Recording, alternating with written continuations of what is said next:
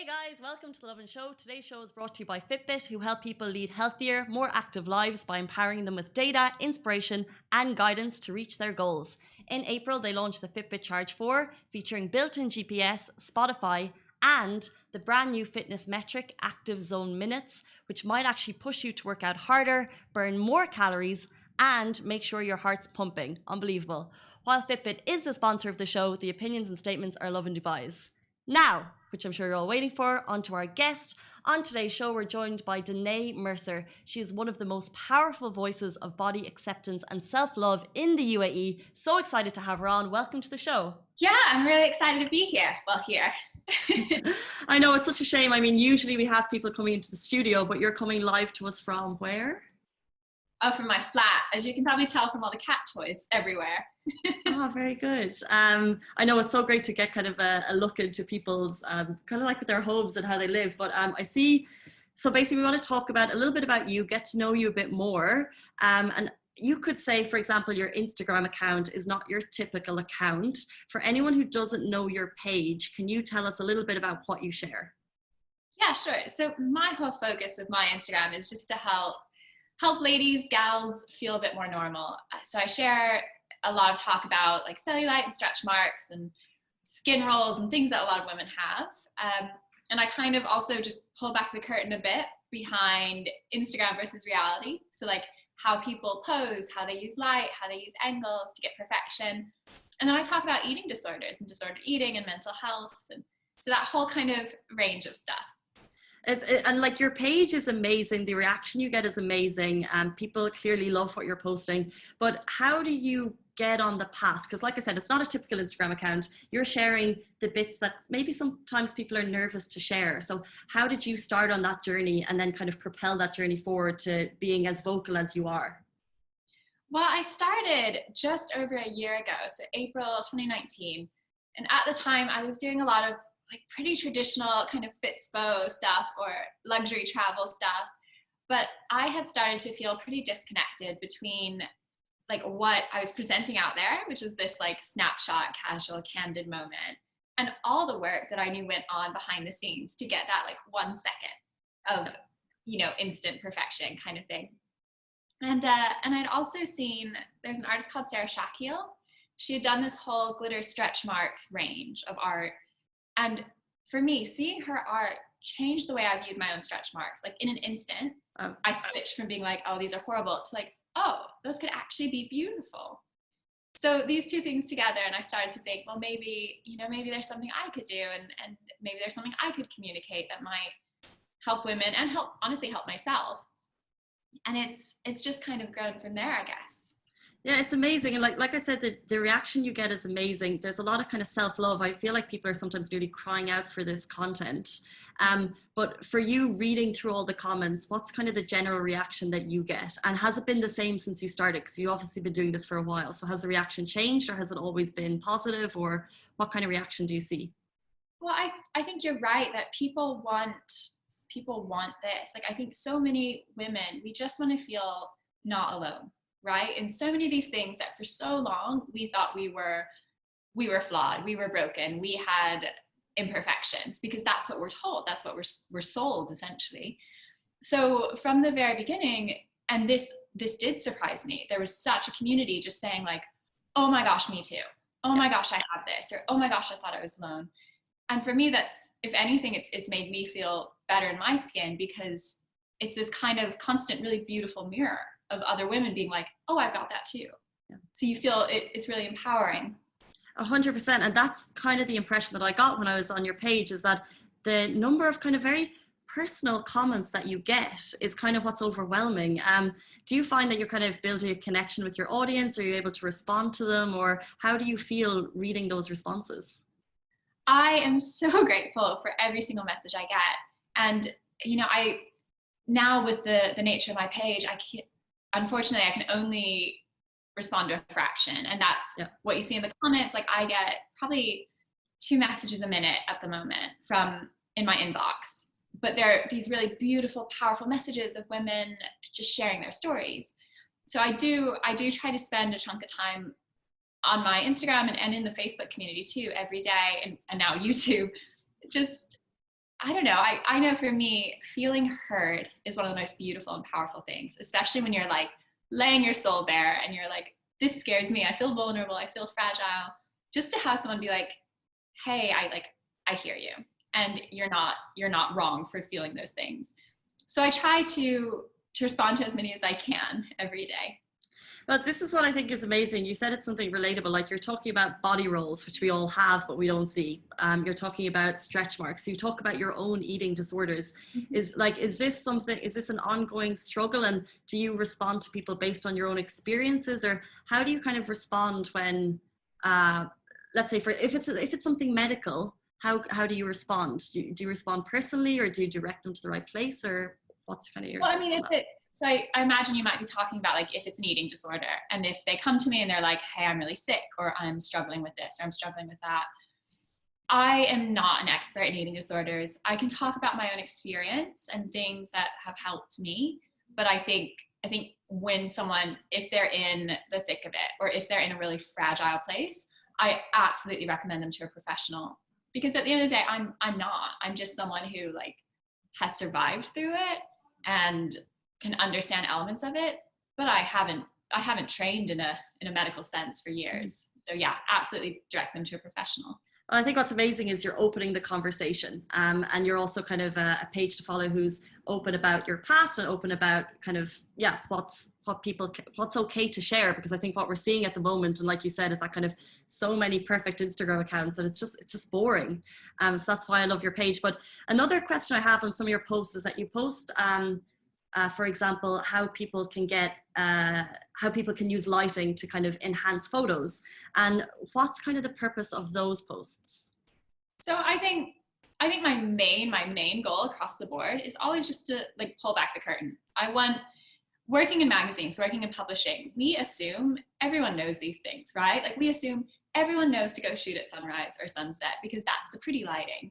But people don't. They go out there in the middle of the day and they're taking photos and they're like, well, why doesn't this look like that? Like, what's wrong with me? And I'm like, first off, there's nothing wrong with you in whatever lighting, but also you have to recognize that a lot of these photos are happening at very specific times a day, or by people who know their angles. Like models know their angles, influencers know their angles. So it's a different niche. And I really just want people to understand there's absolutely no shame in posed photos, in perfect photos, in great lighting photos. There's no shame in that.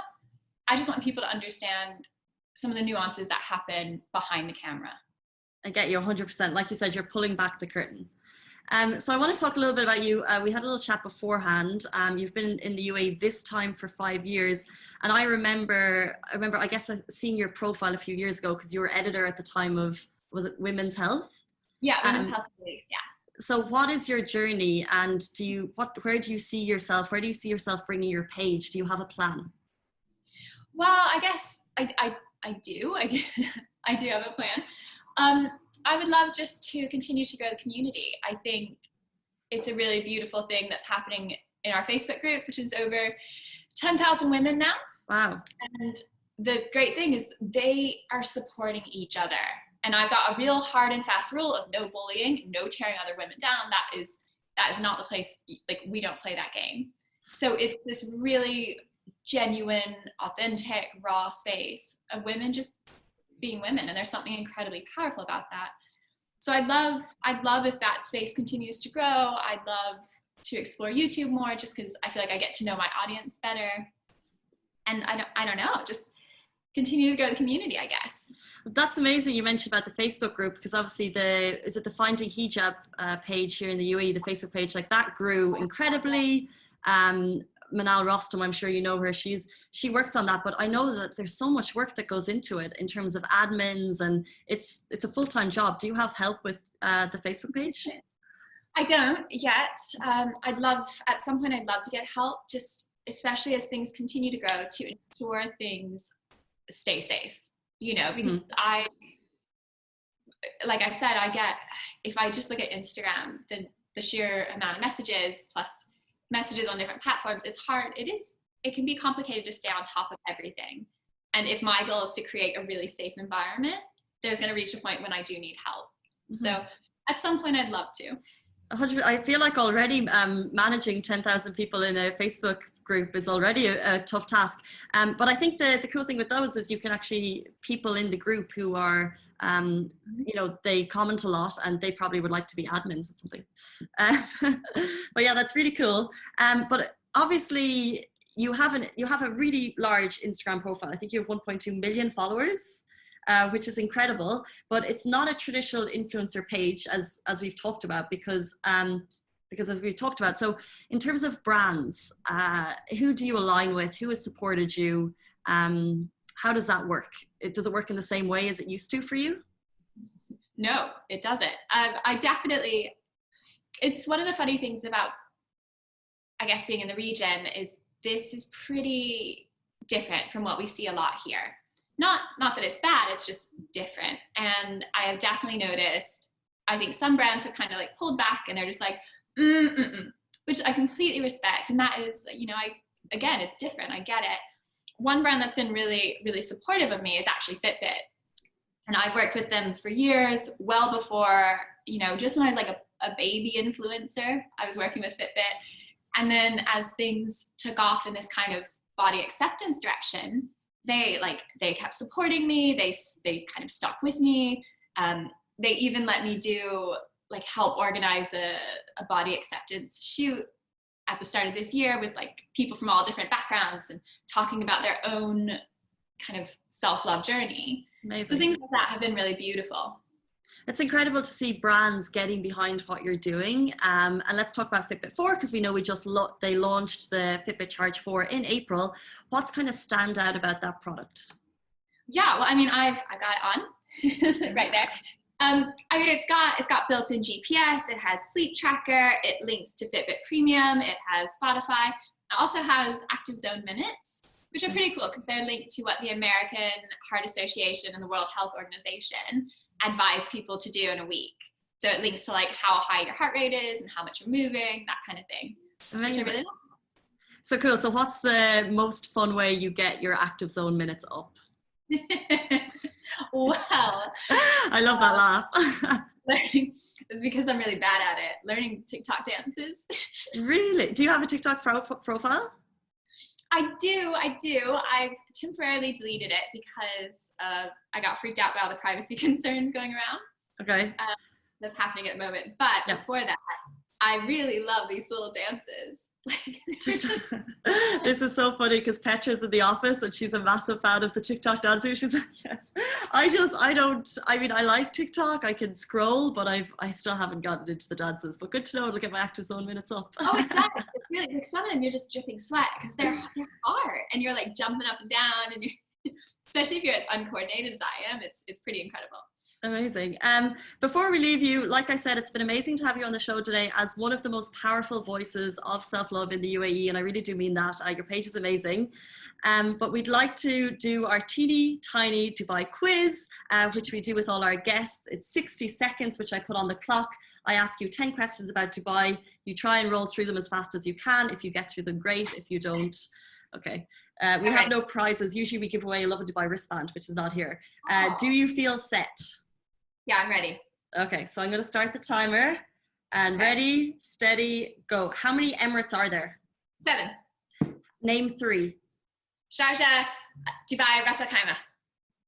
Nusrat Gocha, aka Salt Bay, is a famous chef. Name his Dubai restaurant. I don't know. I don't need out.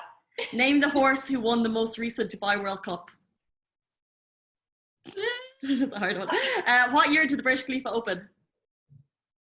2006. Name the world's tallest hotel.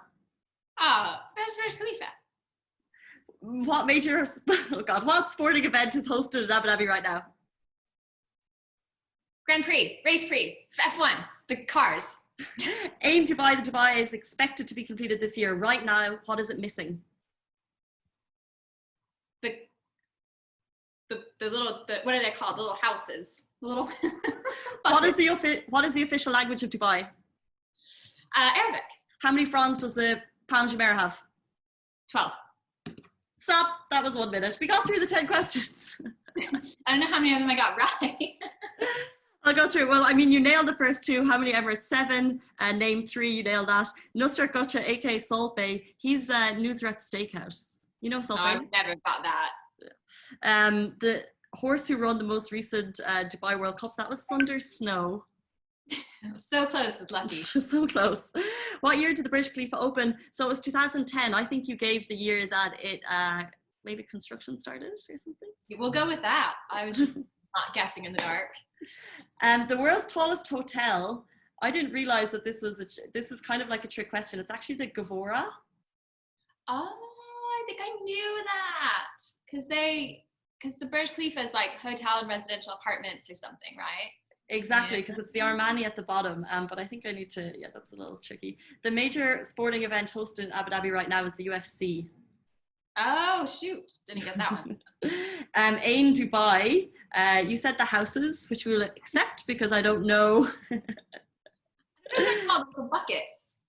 Well, the thing, pods, carousels, buckets, they're meant to be massive. So when it does open, I reckon, knowing Dubai, they're probably comfortable enough for a house. So we'll accept houses. Yeah. Official language of Dubai is Arabic. The fronds of the palm you answered very confidently, but the answer is 17. Oh, so close. So the teeny tiny Dubai quiz, you have walked away with 4 questions correct. I'll take that. I think that's like an F average, but I'm going with it. No, it's fantastic. A round of applause. To be honest, we've only done this twice before. So I would say the questions are a little bit dicey. So maybe that's up to us to relook at. But that is our quiz. It was great to chat with you. You know, I'd love to have you into the studio when times are a little bit more normal. That would be great. It was my pleasure to be on the show. Thank you so much, Danae. Thank you for your time, and we'll talk to you soon. Guys, that is the Lovin Show. We're back same time, same place next week. Today for the brilliant guest. Bye-bye. Bye-bye.